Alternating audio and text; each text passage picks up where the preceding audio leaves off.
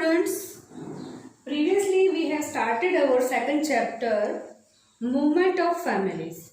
Today we will continue with it. Okay, so open your book, lesson number 2, Movement of Family, page number 14. We have previously studied this paragraph and think and well points also. We will continue after the points. So see here. Samir, who had a small family including his wife, a son and a daughter, worked in the village on daily wages. Wages means daily काम करके daily पैसा मिलना, ठीक है. His son was studying in the 12th and daughter in the 9th. मतलब यहाँ पे क्या कह रहे हैं कि समीर जिसकी छोटी फैमिली है, उसकी फैमिली में उसकी बेटी है, बेटा है और उनकी पत्नी है, और वो कहाँ रहते हैं? गांव में, और डेली वेजेस में काम करते हैं. मतलब डेली काम करना और मजदूरी करना और पैसा कमाना, उसको डेली वेजेस बोलते हैं. और उनका बेटा है वो 12th में पढ़ता है और उनकी बेटी 9th में पढ़ती है. Now we will go to page number 15.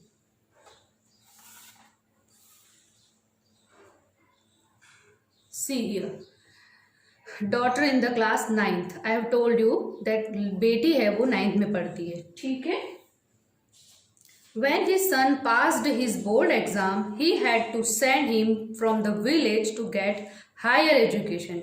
Means जब उनका बेटा 12th बोर्ड में पास हो गया, तब समीर को उसके बेटे को गांव से बाहर हायर एजुकेशन के लिए भेजना था. He thought he would have to stay there alone for studies and it would be more costly. उसने क्या सोचा? समीर ने सोचा कि उसके बेटे को बाहर भेजने के लिए बहुत कॉस्टली होगा, बहुत महंगा होगा, तो मुझे उनके साथ रहना पड़ेगा, ठीक है. After 3 years, he will have to send his daughter too out of the village higher educations for higher educations.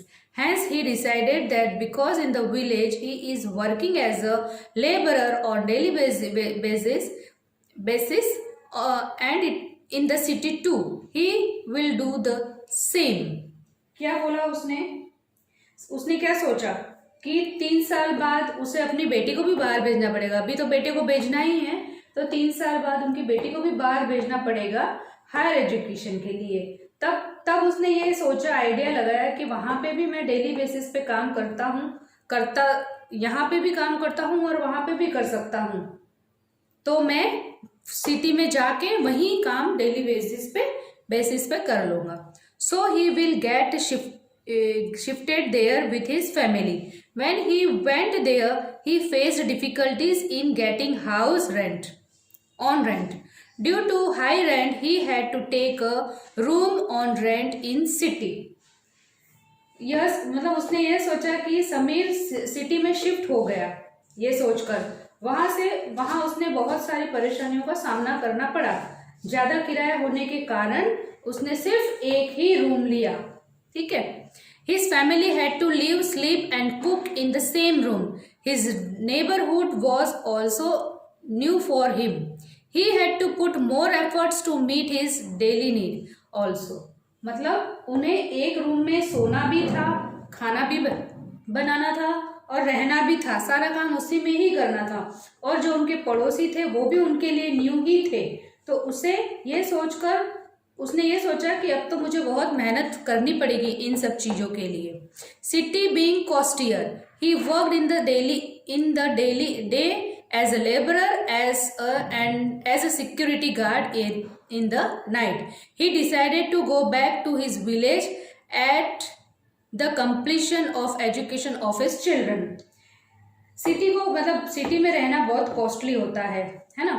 तो उसने दिन में वो क्या करता था, दिन में समीर मजदूरी करता था और रात में चौकीदारी का काम करता था.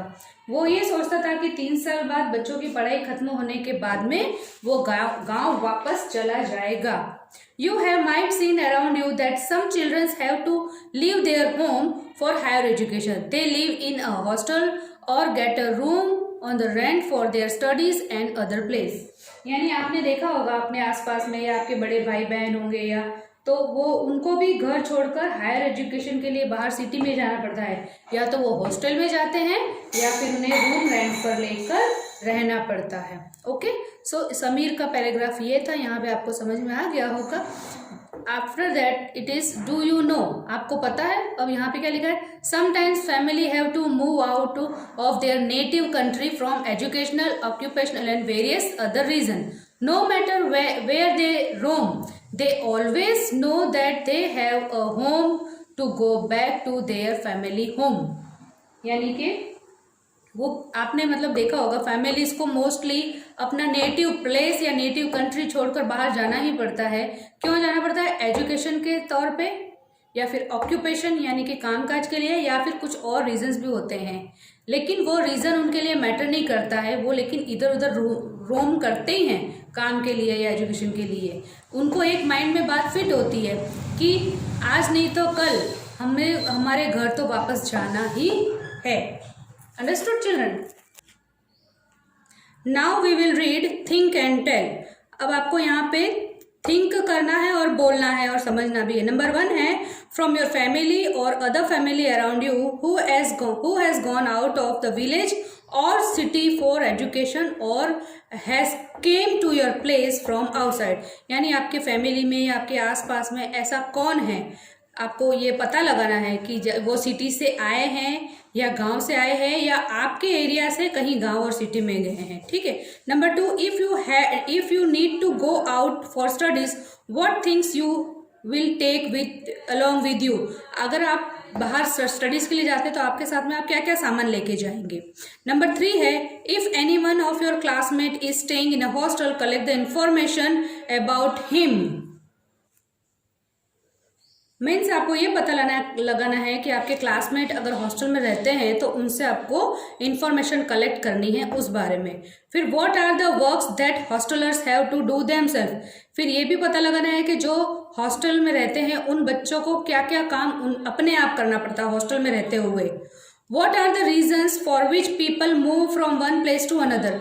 क्या रीजन होते हैं जो एक जगह से दूसरी जगह पर लोगों को जाना ही पड़ता है। ठीक है। लास्ट है, how do they continue their children's education. वो अपने बच्चों की पढ़ाई को कंटिन्यू कैसे करते हैं। सो ये पैराग्राफ हमारा इस पेज का पूरा खत्म हो गया है। आपको ये वापस पढ़ना है और वर्कशीट्स और होमवर्क आपको करना है। So till then goodbye and see you soon.